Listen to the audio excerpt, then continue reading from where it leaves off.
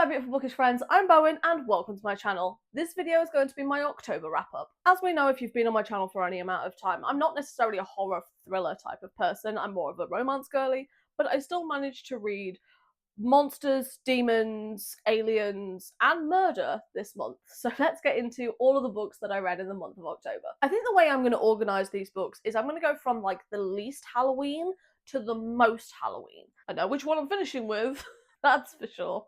So the least Halloween type of book that I have is How to Catch a Rival by Anna Ashley. I gave this one a 2 spice rating and a 3.75. This is a small town gay romance and it follows Ren and Tom. Ren comes back home to the small town after a family emergency and he meets Tom, who works in Ren's parents' shop. And they don't really get off on the right foot. Tom is trying to make a good impression because Ren is technically his boss. They both enter the amateur baking competition that goes on in the small town for the prize money. They both want the prize money for very different reasons. And sparks fly between the two of them, and there's a lot of gay panic involved because Tom assumes that Ren is straight because Ren hasn't come out as bisexual yet. I really enjoyed this. I thought this was kind of fun. It did make me laugh out loud a couple of times, and I knew after reading the first book that it was kind of going to be low stakes going into it. It's just that given the prize money and the family emergency that brings Ren back, I feel like the stakes should have been higher than they actually were. I still really enjoy the series, and I do want to continue reading it. It's just nice and cute and fluffy, and I had a good time with this one. Didn't love it as much as the first book, but it was still cute. Next we have Clueless Puck Boy by Eden Finley and Saxon James. I gave this one a 4.5 and a 2 spice rating. I cannot talk about this book without smiling like an idiot. So this book follows Quinn and Vance is the personal trainer physiotherapist on this hockey team that Quinn is on. Now Quinn injures himself, he pulls a muscle in his groin area, so it's literally Vance's job to kind of do a sports massage around that area. But Quinn has a massive crush on Vance. So every time that Vance goes to give him a sports massage around his groin area, Quinn gets a little overexcited. So he got really embarrassed about this. So he started going to a different physiotherapist. But now Vance thinks that he's not taking his self-care seriously and that could affect his hockey career. And he's like, no, you need to actually take care of it. But Quinn is just really awkward and shy and just the least bro-y of all the hockey bros, and he's just so stinking cute. I love them, and especially because he thinks that Vance is straight for a long time as well, and Vance is just trying to remain strictly professional, even though he likes Quinn as well, and it's just, oh, it was so adorable. I love this. I want to read all of the books in this series now because this was just so stinking cute. It was just the definition of mutual pining and idiots in love. They don't want to admit that they've got feelings for each other because they work together, and it was just so stinking cute. I love this one so much. I can't even talk about this book without smiling like an idiot, and now I want to go and read the rest of the books in this series. Did I start with book 5?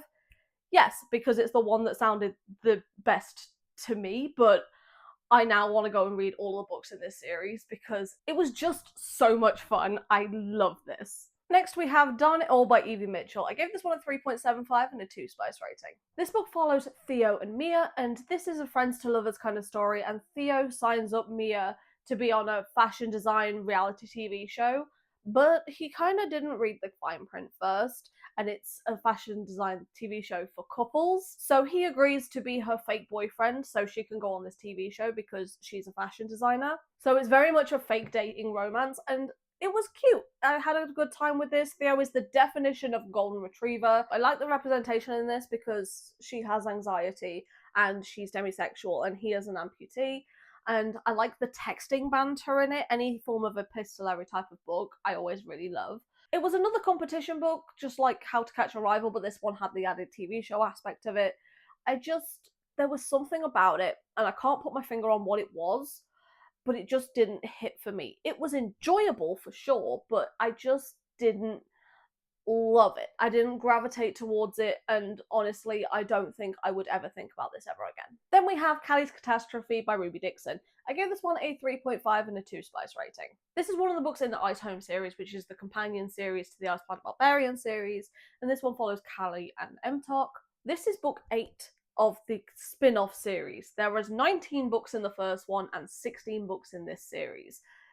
So they do kind of get a little bit repetitive and a little bit samey at this point. So this isn't the first time that we've had someone deny resonance. This isn't the first time we've had one of the barbarian alien men kidnap the human woman. It's just that the drugging aspect was a little bit too far, and the manipulation that MTOG does to convince Callie to accept resonance just didn't sit well with me.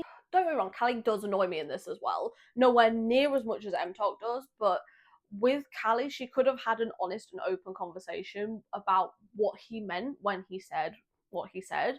Because he says something, she overhears it, she takes it as an insult. But it's completely different cultures because you're not on Earth anymore. So she didn't actually have a conversation to find out what he meant. The majority of the books I do end up giving about a 3.5 anyway. Am I going to continue reading them? Yeah, probably, even though they are basically all the same. But it's just comforting to kind of know what I'm already going into. That doesn't have to be groundbreaking. I don't have to love it. Sometimes it's just an I want to switch my brain off kind of book. And that is exactly what this is. So it did what it said on the tin, basically. Even though I wasn't necessarily in love with it. But hey, not every book has to be a winner. Then we have Games with the Orc by Catherine Moon. I gave this one a 4-star and a 5 spice rating. If you've never read a book by Catherine Moon before, her books are pretty much all smut. The plot is way secondary. This is about 260 pages of just pure filth, and I was 100% here for it. This book follows Sunny and Kalar, and Sunny realizes that she's had these fantasies and these desires for a long time that she's had to repress, because anytime that she's tried to bring it up with her partner's kind of shut it down because the partner that she's with is safe. There's nothing wrong with that, but they have very different wants and desires. So when her partner ends up proposing to her, she realizes this isn't the life that she wants to live. So she turns down his proposal. And then she goes to the Monster Smash agency to hire a sex worker for 5 days, and therefore she meets Kalar. And Kalar works at this Monster Smash agency, and he is the one that's going to be fulfilling all of her sexual desires and all the things that she wants to try. This is very dom-sub relationship, and now she's kind of unlocked the Pandora's box on all of her kinks. She can't get that lid closed again, and she doesn't want to. So they end up forming the mating bond because, well, they're together for 5 days, and that's just kind of a lot of sex in 5 days. Like, honestly, you'd chafe. But this was really kind of cute and fun, and I actually really like them together. I wasn't expecting groundbreaking plot from this or character development. I was just expecting a stupid, smutty, fun time, and that is exactly what I got. So I'm not mad about it. I had a real good time with this. And there's also this artwork that I got that came with the book as well, which I thought was really cute. Next we have Do Your Worst by Rosie Dannon. I gave this one a 4-star and a 2 spice rating. This book follows Clark and Riley, and they're both working at this castle in the Scottish Highlands, and Riley is a curse breaker. And when Clark hears about this person that they've hired to be a curse breaker, he tries to get them fired, going, this is absolute nonsense. We don't need this person. We don't need to be spending this money on a curse breaker because curses aren't real, blah, blah, blah. She overhears him trying to get her fired and is immediately like, I don't think so, buddy. So now they have this tension, this animosity because, well, he tried to get her fired. The tension in this was just delicious, as is the case with the majority of enemies to lovers books, which is why we love that trope when it's done well. This one, she was a little mean at times, I'm not gonna lie.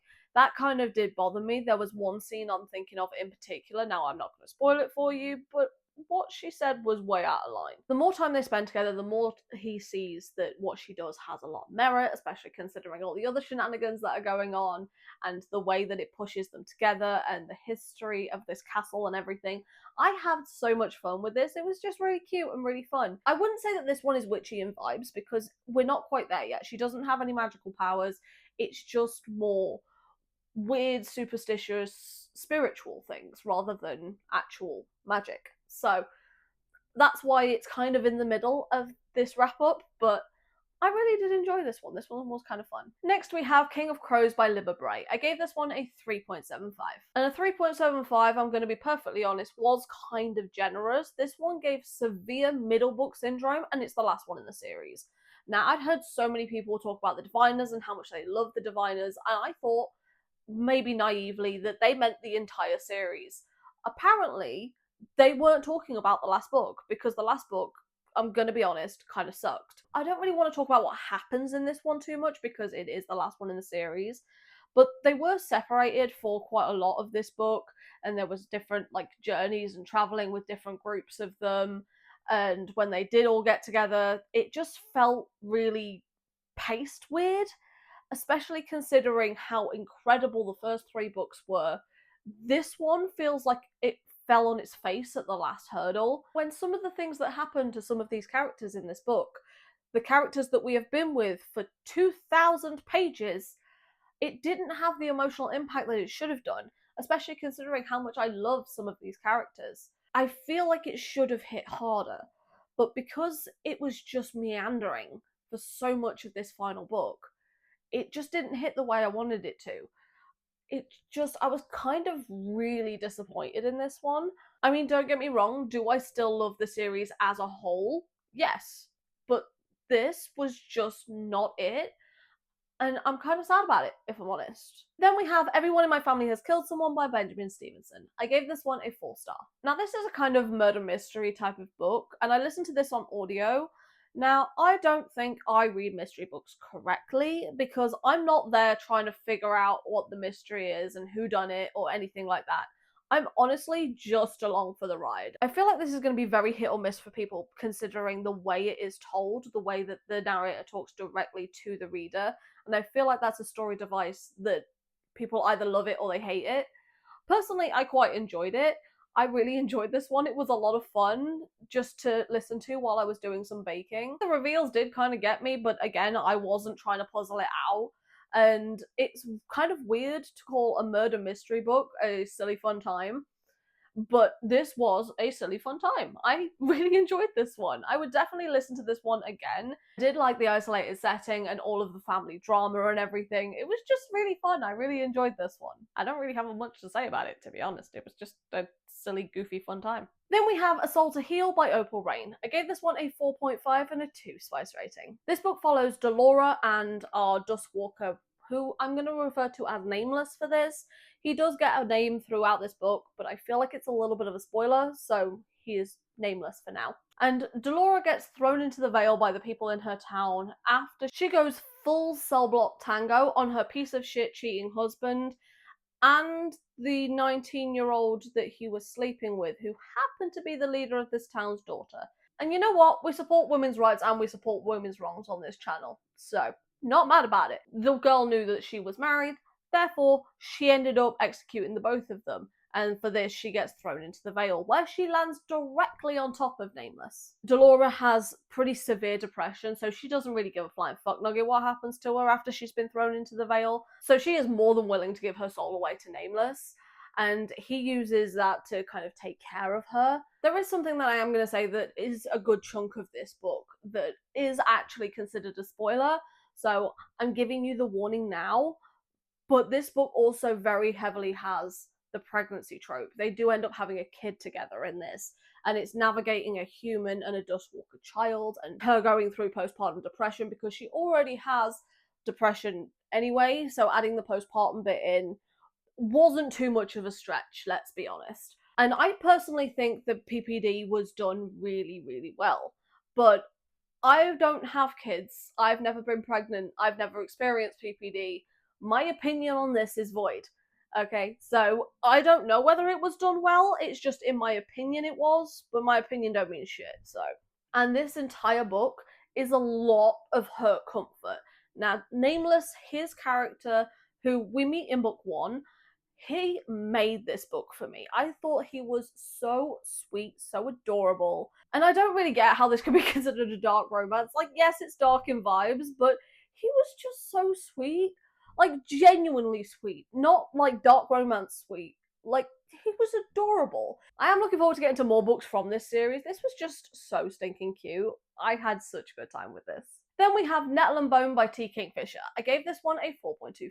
Standalone fantasy, I feel like, is one of the hardest types of books to get right and do well, and T. Kingfisher fucking nails it, like every single time. The magic isn't overly complicated, the story itself really drew me in, it wraps up really nicely, I loved all the characters in this, especially Bone Dog and the Demon Chicken. Like, they just added just the right amount of levity to this story. It was just so fun. There was the romance in this, but honestly, I didn't much care about the romance. If you'd have taken it out, it would have been the same story. I think this is technically classified as a horror, but I think it's more of a dark fairy tale type of story than it is a horror, which, considering my pansy ass, was absolutely fucking perfect for me. It's such a shame that I don't read more T. Kingfisher books. I really do need to prioritize their work, because every single book of theirs I read, which I'll grant you is only 2, but I've had a great time with both of them, so I do definitely need to prioritize reading more from this author, because this was just a lot of fun. And finally, we have Her Soul for Revenge by Harley LaRue. I gave this one a 4-star and a 4 spice rating. This definitely falls under the category of dark romance. This has dark story, it has dark characters, and quite frankly, it has dark smut.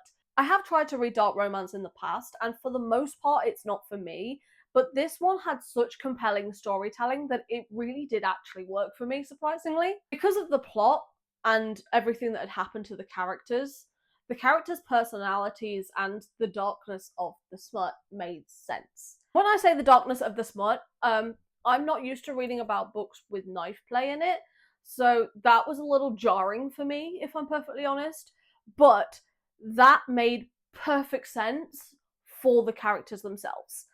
So while for me it was jarring, it wasn't out of place in the story, so I kind of get it because it made sense for who the characters are. This is the second book in the series. I read the first book in a video, which I will link in the description down below, but each of the books in this series follows the same storyline but from different characters' perspectives. So this book follows Zane and Jupiter is the sacrifice that ended up escaping when she was 15 years old. And she got fucking angry, as she goddamn well should, quite frankly. And Zane is the demon that she recruits to help her get revenge against the family that tried to do this to her. And you know what? Fair fucking play. Honestly, I enjoyed this one a lot more than I thought I would. I definitely prefer the characters in this one because I feel like they made more sense than in the first book, because the female main character in the first book was just so infuriating. But with Juniper, I get it. You know, I understand it. And I'm really looking forward to reading the last one as well. For saying that I don't really read dark romance, I'm not a dark romance person. This was actually really fucking entertaining. So I had a good time with this, surprisingly. And that's it. That's all the books that I read in the month of October. So if you managed to get this far into the video, then let me know what your favourite autumnal snack or autumnal food is, as well as a Halloween emoji in the comments down below. But for now, thank you so much for stopping by. It has been lovely having you here. And I hope to see you in another video coming very soon. Bye.